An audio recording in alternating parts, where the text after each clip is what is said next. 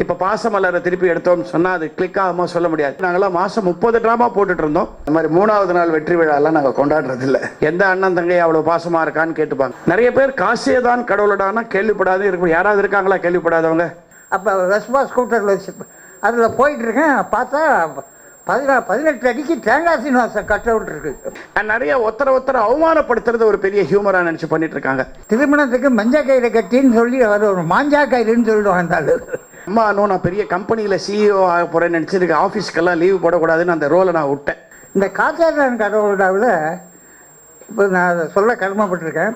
எவ்வளோ தரம் பண்ணாலும் இன்னைக்கு டிவியில் ராமாயணம் போட்டால் போயிட்டு தான் இருக்கு. விதவிதமாக ராமாயணம் எடுத்துட்டாங்க. இருந்தாலும் அதுதான் சக்ஸஸ். கலை நிகழ்ச்சிக்காக எழுதப்பட்ட நாடகம் சிவாஜி தான் எழுத சொன்னார். அதில் 12 ஆர்டிஸ்ட் எல்லாம் ஆர்டிஸ்ட்டுக்கும் சான்ஸ் ஒன்றுனார். 12 பேர் நடிக்கிறதுக்கு கதைக்கு எங்கே போடுறது? நான் என்ன காண ஜல் புஷ் போஷ் நைனா அதான் வரல. ஜலதோஷத்தில் ஜல் பண்ணுவோம். இது எங்கள் ட்ரூப் கை தட்டுறாங்க. அவளை வாங்கின டோஸுக்கு இதுல தான் தெரியும். எனக்கு பாராட்டுன்னு நினச்சிக்காதீங்க ப்ளீஸ். இந்த போற கோபு இவன் தான்டா சீரியலுக்கு சோத்து கை, அதாவது ரைட் ஹேண்ட் தான். முடிஞ்ச வரைக்கும் இதை கெடுக்காமல், ஏன்னா இந்த நாடுகள்லாம் கெடுக்க முடியாது. புருவந்தி காசேதான் கடவுளடாங்கிறது 72 வந்த ஒரு அற்புதமான படம். ஆனால் பல பேருக்கு தெரியாத விஷயம் என்னென்னா, அதுக்கு முன்னாடி முத்துராமன், மனோரமா, வெண்ணிராடைமூர்த்தி இவங்க எல்லாமே சேர்ந்து நடித்த ஒரு நாடகம். அந்த காலங்களில் நல்ல நாடகங்கள் டெஃபினட்டாக சினிமாவாகும். நாடகமும் சக்ஸஸ் ஆகும், சினிமாவும் சக்ஸஸ் ஆகும். அதுதான் ஃபார்முலா. அப்போது அந்த காலத்தில் நான் பார்த்து ரசித்த ஒரு நாடகம். அப்போ நாங்களும் கூட நாடகம்லாம் போட்டுட்டு இருந்தோம். அப்போவே எனக்கு இந்த மாதிரி ஒரு நாடகம் நம்ம நடிக்காமல் போயிட்டோமேன்னு ஒரு ஃபீல் இருந்தது. கிட்டத்தட்ட 44 வருஷம் கழிச்சு அது நினைவாகுது. சித்ராலயா கோபு சார்கிட்ட பர்மிஷன் வாங்கி எங்கள் குழு யுனைடெட் அமைச்சர் ஆர்டிஸ்ட்காக இதை போடணும்னு ஆசைப்பட்டேன். கஷ்டம்தான், ஏன்னா ஸ்டால்வர்ட்ஸ் எல்லாம் நடித்த ஒரு பிக்சர். இருந்தாலும் கிட்டத்தட்ட 2 மாதமும் நாங்கள் இதுக்கு ஒத்திகை பார்த்துருக்கோம், பர்ஃபெக்ஷனாக இருக்கணுங்கிறதுக்காக. ஏன்னா எங்கள் பேர் கேட்டாலும் பரவாயில்ல, சித்ராலயா கோபு சாரோட பேரை கிடக்கூடாது. அண்ட் இதை டிவியில் பார்த்து எதிர்பார்ப்போடு இருக்கிற மக்களை நாங்கள் ஏமாற்றக்கூடாதுங்கிறதுக்காக ரொம்ப தரவாக ப்ரிப்பேர் பண்ணி ஒரு சுவையான நகைச்சுவை, இன்ஃபேக்ட் நகைச்சுவை சுனாமி இன்னும் கொஞ்சம் நாளில் மெட்ராஸ் ஆடியன்ஸையும் தமிழ்நாட்டு ஆடியன்ஸையும் அடிக்க போகுதுங்கிறது நிச்சயம். காசேதான் கடவுளடா என்னுடைய மிக ஒரு பெரிய அம்பிஷியஸ் ப்ராஜெக்ட். காரணம் செல்ஃபிஷாக எனக்கு என்னென்னா, உங்களுக்கெல்லாம் ஞாபகம் இருக்கும், அதில் ஹீரோ முத்துராமன் சார் அப்படின்னு இருந்தாலும் அதில் எல்லாரையும் அட்ராக்ட் பண்ணது தேங்காய் சீனிவாசனோட ரோல் தான். தேங்காய் சீனிவாசன் ரோல் நான் பண்ணணுன்னு ரொம்ப நாளாக 44 வருஷமாக எனக்கு ஒரு ஆசை. அந்த சினிமா பார்த்ததுலேருந்து அவரோட சேர்ந்து நடிச்சிருக்கேன். அதுக்கப்புறம் பல படங்கள். அப்போவே நான் அவர்கிட்ட சொல்லுவேன், எப்படி சார் பண்ணீங்க அந்த சாமியார் ரோல் அப்படின்னு. ஸோ இன்றைக்கி அவர் இல்லை, இருந்திருந்தாலும் அவரை கூப்பிட்டு பாருங்கன்னு சொல்லிருப்பேன். அந்த ரோலை பண்ணுற வாய்ப்பு எனக்கு கிடச்சிருக்கு. ரொம்ப thanks to the media for coming and supporting this, especially supporting theatre. இன்றைக்கும் சொல்கிறேன், நீங்கள் 1000 சினிமா எடுத்தாலும் தியேட்டரில் இருக்கிற எசன்ஸ் வரவே வராது.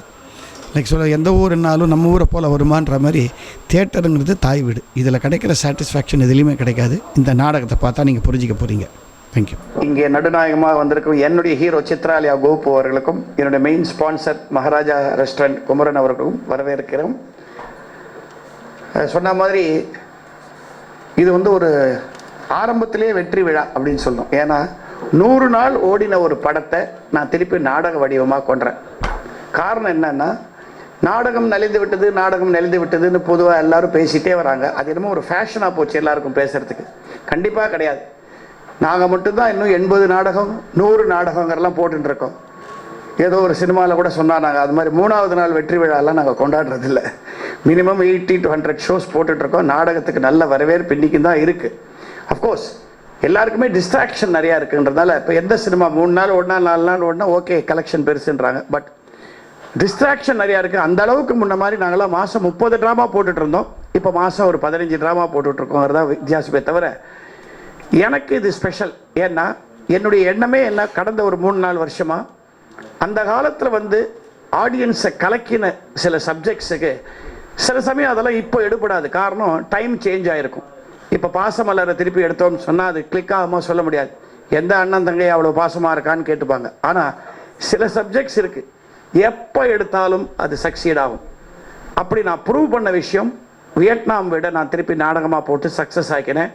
உங்களுக்கே தெரியும், 2 வருஷம் முன்னாடி நீங்கள் வந்திருந்தீங்க, பரீட்சைக்கு நேரமாச்சு திருப்பி நான் நாடகமாக போட்டு உலகமெங்கும் கொண்டு போய் more than 100 times பண்ணிட்டேன். ஆனால் இது ஆரம்பிக்கும் போதே எனக்கு தெரியும் சக்ஸஸ். ஏன்னா சின்ன குழந்தைய கேட்டாலும், உங்களில் பல பேர் இந்த படம் ரிலீஸ் ஆனப்போ பிறந்திருக்க கூட மாட்டீங்க, ஆனால் கண்டிப்பாக உங்களுக்கெல்லாம் கேள்விப்பட்டிருப்பீங்க. நிறைய பேர் காசே தான் கடவுளடானா கேள்விப்படாத இருக்க யாராவது இருக்காங்களா கேள்விப்படாதவங்க? இருந்தால் தயவு செஞ்சு சாப்பாட்டுக்கு பில்லு வச்சுருவேன். ஏன்னா அப்படி ஒரு பாப்புலர். அது ஞாபகம் இல்லைன்னா கூட இந்த யூடியூப்ல இந்த ஜம்புலிங்கமே ஜடாதரா பாட்டை கேட்டு ரசிக்காதவங்க இருக்கவே முடியாது. அதுக்கு சோல் காரணம்.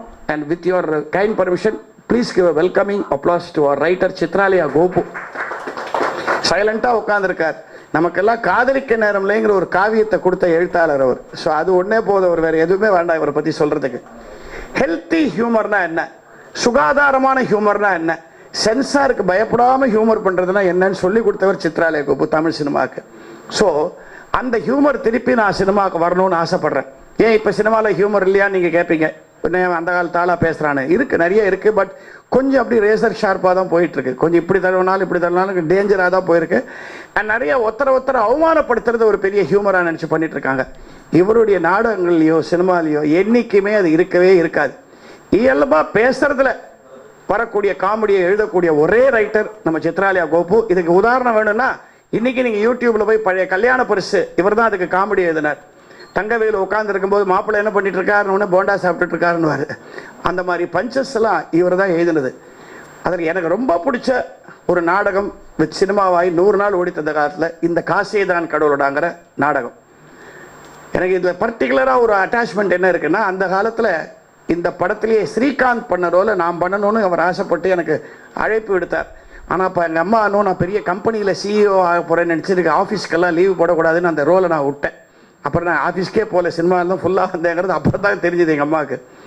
ஸோ அப்போ மிஸ் ஆன இந்த அசோசியேஷன் வித் காசேதான் கடவுளோட 44 வருஷம் கழிச்சு 72 சார் அது ரிலீஸ் 7 ஆமாம் மோர் தென் 40 இயர்ஸ். அதுக்கப்புறம் நான் இதை மீண்டும் நாடகமாக கொண்டுறணும்னு ஆசைப்பட்டு அவர்கிட்ட பர்மிஷன் கேட்டேன். ஃபுல் கான்ஃபிடென்ஸோட எனக்கு இந்த பர்மிஷன் அவர் கொடுத்தாரு. அஃப்கோர்ஸ் இந்த காலத்து நாடகங்கள் போடணுன்னா ரொம்ப பாப்புலராக இருந்தால் ஒரு நல்ல க்ரௌட்ஸ் வரும். 2-3 ட்ரூப்ஸ் எங்களுக்கெல்லாம் இன்னும் ஃபுல் ஹவுஸ் வந்துட்டே இருக்கு. பட் மூலதனம் வேணும் இல்லையா, அதுக்கு எங்களுக்கு ஸ்பான்சர்ஸ் ரொம்ப முக்கியம். ஸோ கடந்த 4-5 வருஷமாக எங்களை விடாமல் நாடக உலகத்தை ஸ்பான்சர் பண்ணி கை தூக்கி இருக்கிற ஒரு ஸ்பான்சர் தான் எங்களுடைய ஸ்ரீராம் ப்ராப்பர்ட்டிஸ். அவங்க இன்னைக்கு வரல, இருந்தாலும் I would like to thank them particularly. And இந்த தரம் எனக்கு ஸ்பெஷலாக இன்னொரு ஸ்பான்சரும் கிடைச்சிருக்காங்க. இவங்க ஃபைனான்ஷியல் ஸ்பான்சர் மட்டும் இல்லை, வேணும்னா எப்போனா சாப்பிட்டு போன்னு சொல்கிற அளவுக்கு நம்ம Maharaja restaurant they are coming forward to sponsor dramas this year. And ஒரு அனௌன்ஸ்மெண்ட் அவங்க மிஸ்ஸஸ் சொல்லிட்டாங்க. She is in London. நீங்கள் காசே தான் கடவுளா பார்த்தீங்கன்னா அந்த மாதிரி தான். அவங்க மிஸ்ஸஸ் கொஞ்சம் பவர்ஃபுல்லாக இருப்பாங்க, ஹஸ்பண்ட் பயந்த மாதிரி இருப்பார். இவர் அப்படி தான், பட் நல்ல ஒரு பாவம். ஸோ அவங்க சொன்னாங்க இந்த நாடகத்தையும் இன்னொரு நாடகத்தையும் சேர்த்து கூடிய சீக்கிரம் நாங்கள் லண்டன்லேயும் போய் இந்த நாடகத்தை நடத்த போகிறோங்கிறத சந்தோஷமாக உங்கள் முன்னாடி நான் தெரிவிச்சுக்கிறேன். It's a good news for me. இதுதான் மெயின் ரீசன். ஒரு நல்ல நாடகம் பழசு திருப்பி கொண்டு ஏன்டா திணிக்கிறோங்கிற மீனிங்கே கிடையாது. இதில் பழசில் நல்லது இருந்தால் அதை திருப்பி கொண்டு வரணும். எவ்வளோ தரம் பண்ணாலும் இன்னைக்கு டிவியில் ராமாயணம் போட்டால் போயிட்டு தான் இருக்குது. விதவிதமாக ராமாயணம் எடுத்துட்டாங்க, இருந்தாலும் அதுதான் சக்ஸஸ். எத்தனையோ சீரியல்ஸ் போனாலும் பக்த ஹனுமான் போனால் அதுதான் சக்ஸஸ் ஆகுது. அந்த மாதிரி இதெல்லாம் காவியங்கள் தமிழ் ஆர்ச்சைவ்ஸில் ஸ்டோர் பண்ண வேண்டிய காமெடின்னு எடுத்தீங்கன்னா இத்தனை வருஷத்தை கிட்டத்தட்ட என்எஸ்கே காலத்துலேருந்தே எடுத்துட்டீங்கன்னா some of the best pictures in comedy ஒரு 10-15 படம் சூஸ் பண்ணிங்கன்னா அதில் இவரோட படம் கிட்டத்தட்ட 3-4 இருக்கும். ஒரு காதலிக்கு நேரம்ல கண்டிப்பாக இருக்கும், ஒரு காசேதான் கடவுளா கண்டிப்பாக இருக்கும், ஒரு கலாட்டா கல்யாணம் கண்டிப்பாக இருக்கும். ஸோ அப்படி நமக்கு காமெடி கொடுத்த இந்த நாடகத்தை முடிஞ்ச வரைக்கும் இதை கெடுக்காமல், ஏன்னா இந்த நாடகம்லாம் கெடுக்க முடியாது, ப்ரூவன் திங், பட் கொஞ்சம் மாடர்னைஸ் பண்ணி அதுக்கு ஒரு துணையாக இருந்தது கோபு சாரோட பையன் சித்ராலயா ஸ்ரீராம். எங்கே இருக்கார் அவர்? ஏன்னா எனக்கு ஒரு ஃபர்ஸ்ட் கிளாஸ் சப்ஜெக்ட்ஸ் எல்லாம் எழுதியிருக்கார். சுதேஷி ஐயர் நாடகம், வெங்கடாத்ரி, தந்திரமுக்கின்னு ஃபர்ஸ்ட் கிளாஸ் நாடக சப்ஜெக்ட்ஸ் எழுதியிருக்கார். இவரும் கூட ஒத்துழைச்சு என் டீம் மெம்பர்ஸும் ஒத்துழைச்சு இந்த காலத்துக்கும் ரசிக்கிற மாதிரி இந்த நாடகத்தை பண்ணியிருக்கோம். ஆனால் கண்டிப்பாக அஷ்யூர் பண்ணுறேன் சார், உங்களுடைய ஒரிஜினல் அந்த ருசியை நாங்கள் கெடுக்கவே இல்லை. ஏன்னா அதை கெடுக்க முடியாது. பல சப்ஜெக்ட்ஸ் இவரது திருப்பி பண்ண முடியாது. ஏன்னா ஊட்டி வரை காதலிக்க நேரம்லாம் பண்ண முடியாது. பட் காசிதான் கடவுளோட நாடகமாக இருந்து 100-200 நாடகங்களுக்கு மேலே போட்டு அப்புறம் சினிமாவாக ஏவிஎம் தயாரித்து, இன்ஃபேக்ட் ஏவிஎம் தயாரித்ததில் ஒரு பெரிய விஷயம்னா அந்த படத்துக்கு தான் கடைசியாக செட்டியார் அவர்கள், மெய்யப்பன் செட்டியார் அவர்கள் ப்ரொடியூசராகவே இருந்தது. அதுக்கப்புறம் பெரிய கேப், ஒரு 18-19 வருஷத்துக்கு அப்புறம் அவங்க எடுத்த படம் நாங்கள் நடித்த படம் முரட்டுக்காலை. This was the last picture, almost close down பண்ணுற ஸ்டேஜில் இருந்தப்போ ஆனால் சக்ஸஸ் கொடுத்த ஒரு படம். இதை நாடக உலகத்துக்கு கொண்டுறோம். என்னோட டீம் மெம்பர்ஸ்லாம் இங்கே வந்திருக்காங்க. நீங்கள் பழைய படம் பார்த்துருப்பீங்க கண்டிப்பாக. வெந்நீராடை மூர்த்தி, முத்துராமன், மனோரமா, லக்ஷ்மி, தேங்காய் எல்லாம் நடித்தது. அந்தந்த ரோல்ஸை யார் யார் பண்ண போகிறாங்கங்கிறத அப்புறமா நான் உங்களுக்கு சொல்கிறேன். அதுக்கு முன்னாடி இதை ஏன் தைரியமாக என்கிட்ட கொடுத்தார் அப்படிங்கிறத சித்ராலயா கோபு சார் உங்கள் வாயால் நீங்கள் சொல்லணும். காசுதான் கடவுளா. அதுக்கு முன்னாடி நிறைய நாடகங்கள் எழுதி இன்ஸ்டியூட்டில் வீட்டுக்கூடுன்னு ஒரு படம் வந்தது. ஜெய்சங்கர், லக்ஷ்மி, நாகேஷ் அவங்கெல்லாம் நடித்தது. அதுவும் திக்கு தெரியாத வீட்டுன்னு நாடகம் போட்டோம் under the banner of unity club Triplicane. காசுதான் கடவுளா வாஸ் எ சூப்பர் ஹிட் நாடகம். அந்த காலத்தில் நிறைய காம்படிஷன் இருந்தது. அந்த பக்கம் ஷோ விவேகா ஃபைனான்ஸ், அந்த பக்கம் Bharat center Ragini recreations, Sahasranamam group அவங்களது. அங்கே மனோகர் அண்ணா வேறு, லங்கேஸ்வரன், இது மாதிரி போட்டு கலக்கிக்கிட்டு இருந்த பீரியடு. ஆமாம், இவங்களது வேறு ஃப்ளைட் 172 அந்த மாதிரி. பட் யுஏஏ, அதாவது இவருடைய ஃபாதர் வளர்த்த இந்த யுஏஏக்கு ஒரு பாரம்பரியம் இருக்குது. அவங்க பேனரில் மேடம் ஜெயலலிதா ஆக்ட் பண்ணியிருக்காங்க, லக்ஷ்மி ஆக்ட் பண்ணியிருக்காங்க, ஏஆர்எஸ், நிறைய ஆர்டிஸ்ட் வந்துருக்காங்க, வெங்கட், ஸ்ரீராம், இது மாதிரி நிறைய ரைட்டர்ஸையும் என்கரேஜ் பண்ண ஒரு இது. ஸோ அந்த பேனரில் என் படத்தை மறுபடியும் ட்ராமாவை மறுபடியும் ரீமேக் பண்ணுறாங்கன்றது எனக்கு ஒரு கௌரவம். நம்பர் 2, மகேந்திரன் பற்றி எனக்கு தெரியும். மகேந்திரனுக்காக நான் நிறைய சப்ஜெக்ட்ஸ் கேஆர்ஜி படங்கள்லாம் எழுதியிருக்கேன். அவர் ரஜினியோட நடிச்சிருக்கார், கமலோட நடிச்சிருக்கார். பட் எனக்கு அந்த காலத்துலேருந்தே தெரியும் அவர் 4 பேர்கிட்ட வெறியார். ஃபஸ்ட்டு சிவாஜி வெறியார், 2வது ஸ்ரீதரகோபி வெறியார், 3வது எம்எஸ்வி வெறியார். அவரை யாராவது அவங்கள பற்றி தப்பாக பேசினா இவர் சும்மா இருக்க மாட்டார். ட்விட்டரில் போட்டு எதாவது எழுதிடுவார். அது உங்களுக்கு ஒரு வாணி, அதுதான், வேற ஒன்றும் இல்லை. ஸோ அது மாத்திரம் இல்லை, அவர் சினிமாவோட ஸ்டேஜ் ரொம்ப ரசித்தவர் மகேந்திரன். காசு போனன்றது வேறு, அவர் நினச்சிருந்தா இன்னும் கண்டினியூ பண்ணிருக்க முடியும் ஆஸ் ஏ காமெடியன். ஸ்டேஜில் ஒரு அதுவும் அப்பா மறைஞ்சதுக்கப்புறம் அந்த வெறி இன்னும் ஜாஸ்தியாகிடுது. மகேந்திரன்கிட்ட ஏதாவது ஒரு சப்ஜெக்டை கொடுத்துட்டு அந்த ரைட்டர் பேசாமல் போய் ஒதுங்கிக்கலாம். ரொம்ப சின்சியராக அந்த ஸ்டேஜ் டைரக்ஷன்றது ரொம்ப கஷ்டம். நானே அதை அனுபவித்தவன். எனக்கு தெரிஞ்ச கலாட்டா கல்யாணம் தான் நான் முதல்ல நாடகமாக்கினது. அது சைனா யுத்தம் வரும்போது கலை நிகழ்ச்சிக்காக எழுதப்பட்ட நாடகம். சிவாஜி தான் எழுத சொன்னார். அதில் 12 ஆர்டிஸ்ட், இதெல்லாம் ஆர்டிஸ்ட்டுக்கும் சான்ஸ் ஒன்றுனார். 12 பேர் நடிக்கிறதுக்கு கதைக்கு எங்கே போகிறது? ஒரே ஒரு 4 பொண்ணு. ஸோ 4 பேருக்கு வேலை கிடைச்சிது. அந்த 4 ஹீரோஸ்க்கு 4 காதலி, 4 காதலர்கள், 4 நாள் 8 பேருக்கு வேலை கிடைச்சிது. இப்படி எழுதின சப்ஜெக்ட் தான் கலாட்டா கல்யாணம். அந்த இதை கோயம்புத்தூரில் நாடகம் போகும்போதே சொல்லிட்டேன், இந்த சப்ஜெக்ட் நான் எடுக்க போகிறேன், யாருக்கும் கொடுக்காதேன்னு. அப்படி சினிமாவிலேருந்து நான் நாடகத்துக்கு எனக்கு ஒரு டேஸ்ட் வந்தது. காரணம் என்னென்னா, cinema is a different media, நாடகம் இஸ் எ டிஃப்ரெண்ட் மீடியா. அதில் மனோரமாலாம் நினச்சாங்க. நானும் அப்போ திடீர்னு ஒரு இன்சூரன்ஸ் ஏஜென்ட் ரோலில் நடின்னு சொல்லிட்டாங்க. அதில் என்ன பியூட்டின்னா, நம்ம சொல்கிற ஒரு ஜோக்கை உடனே இம்மீடியட்டாக கைத்தட்டி ரெஸ்பான்ஸ் பண்ணுறாங்க. அதை we are able to see in front of us. நம்ம எழுதுனதை இவங்க ரசிக்கிறத நம்மளால் பார்க்க முடியுது. நான் நினச்சேன், என்ன இந்த பியூட்டிஃபுல்லாக இருக்க இந்த மீடியான்ட்டு. அப்போ ஸ்ரீதர் டைரக்டர் கூட சொல்லுவார், சம்பாதிக்கிற டயத்தில் நாடகத்தில் மனம்லாம் ஜாஸ்தி கிடைக்காது, ஏன்னா அங்கே போய் உட்காந்துருக்காரு. பட் எனக்கு ஒரு கிரேஸ், சாயந்தரம் 6 மணி ஆனால் ஒரு வெறி மாதிரி வந்துடும். அங்கே போய் ஏதாவது ஒரு ரோல் பண்ணிக்கிட்டு எழுதிக்கிட்டு அப்படி டெவலப் ஆனது தான். இந்த காச்சாரியன் கடவுளாவில் இப்போ நான் அதை சொல்ல கடமைப்பட்டிருக்கேன். அதில் ஒரு பிவட், அதாவது என்னுடைய சப்ஜெக்ட் நான் பெருமைக்காக சொல்லிக்கல. இட்டு கட்டி எழுதுனா காமெடி எழுத முடியாது. 2 பேர் பேசிக்கிறாங்க, காமெடி எழுதக்கூடாது. இன்சிடென்டல் காமெடிஸ் தான் எப்போவுமே சக்ஸஸ்ஃபுல் ஆகும். Without incidents if you right a story. அப்போ அந்த காலத்தில் சிவாஜி காமெடி பண்ணிகிட்டு இருந்தார், ஜெய்சங்கர் காமெடி பண்ணிகிட்டு இருந்தார், டொமினிக் நேஷன் காமெடி பண்ணிகிட்டு இருந்தார், நாகேஷ் ஹீரோவாகவும் காமெடியும் பண்ணிகிட்டு இருந்தார். அது மாதிரி ஃபுல் சப்ஜெக்ட் எழுத முடிஞ்சுது. இப்போல்லாம் துண்டாக இருக்கு. அப்போ அந்த சப்ஜெக்டில் என்னென்னா, ரொம்ப ஸ்மால் இதுதான், பட் இன்சிடென்ஸ் ஓஹோன்னு அமைஞ்சது. அதில் ரொம்ப பிவட் ரோல் ஒரு டீ கடைக்காரன் தன்னுடைய ஃப்ரெண்ட்ஸுக்காக சாமியார் மாதிரி நடித்து அவங்களுக்கு அந்த ஃபேமிலிக்கு உண்டான உதவியை செய்கிறதுக்காக வரார். அதுதான் அண்டர்லைன் இது. அதுக்கு அந்த காலத்துலேயே கொஞ்சம் மெட்ராஸ் பாஷையை கலந்து நான் எழுதினேன். எனக்கு மெட்ராஸ் பாஷை நல்லா வரும், காரணம் நான் ஐ பிலாங் டு ட்ரிப்ளிகன்.